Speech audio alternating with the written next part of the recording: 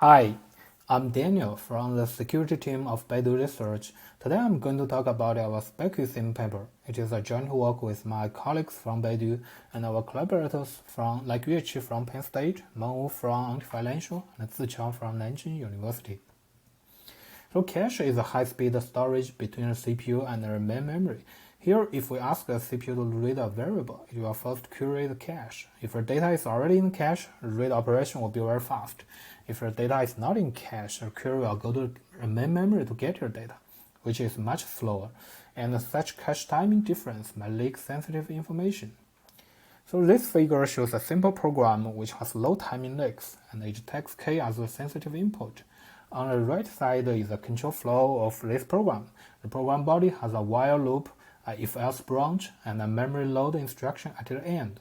There are two program paths. We call the left one as P1 and the right one as P2. The only difference between them is from the store instruction, where P1 stores to V1 and P2 stores to V2. Next, we inspect the cache behavior of the two paths. Here we use a 256-byte fully associative cache with the LRU replacement policy. Each cache line has 1 byte size, so there are 256 cache lines in total. So if we run the path P1, the while loop will load the array into the cache. The cache is initially empty, so all these memory load operations cause cache misses. Next, we read variable k and map k to cache. It is also cache miss. Then the store operation maps V1 to cache, also a miss. Finally, we load sk.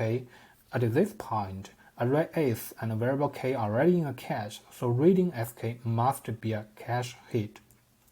Next, we go to path P2 to repeat a cache analysis and list out the cache behaviors of each instructions in the table. We compare the listed results and find that path P1 and path P2 have the same cache behaviors. So we draw a figure to show a relationship between the cache timing and the sensitive input k. We can see that the execution time is always very similar on any path with any sensitive input, so there's low leak. But what if we execute a program under speculative execution? Is it still safe? Let's consider a possible speculative execution scenario. We can make the CPU to predict the left branch is likely to be taken, but actually we execute path P2. Then line 7 may execute before we really goes into a P2 branch.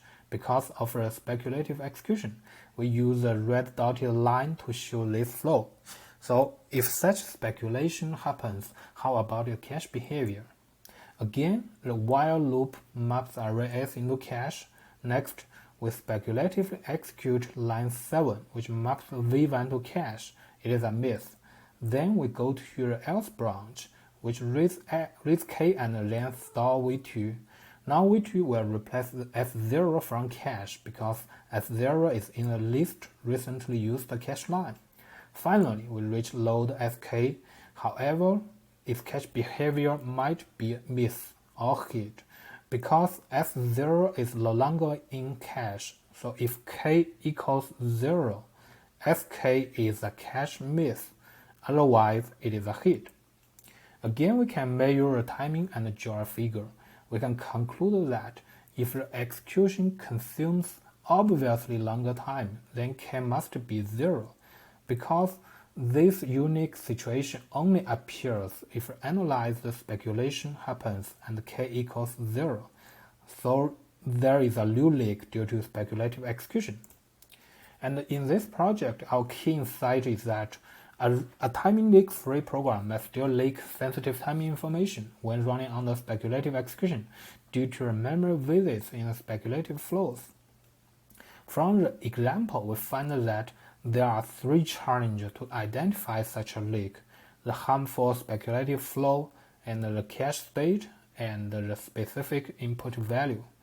In our work, we propose a symbolic execution-based method. For challenge 1, we develop the speculative modeling, and for challenge 2, we develop the cache state modeling, and for challenge 3, we develop the cache behavior analysis. By integrating them together, we constructed our speculative symbolic execution. The 3 new components are the main contributions of our method. Specifically, given a program, our method uses symbolic execution to systematically explore paths. With the speculative modeling, we generate new symbolic state to represent the speculation. At memory operations, we use cache state modeling to model cache hit situations by constraints. And for each memory visit, we use a cache behavior analysis to search for sensitive input. If a timing leaks exist, we output them.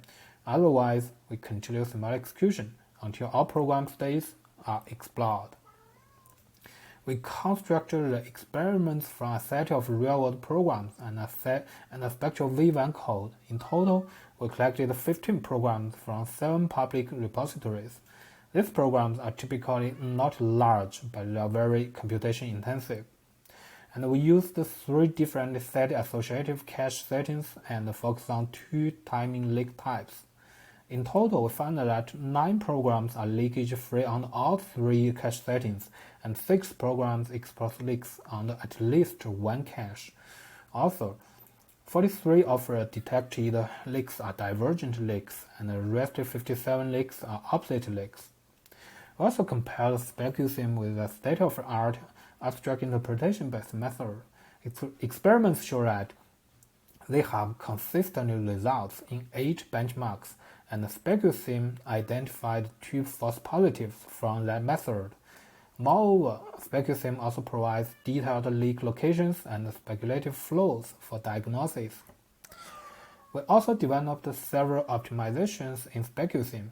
Our results show that the optimized SpecuSym saves 20% of constraint size, but almost 70% of analysis time. So due to the speedup, our optimized SpecuSym detects more timing leaks within a given time bound.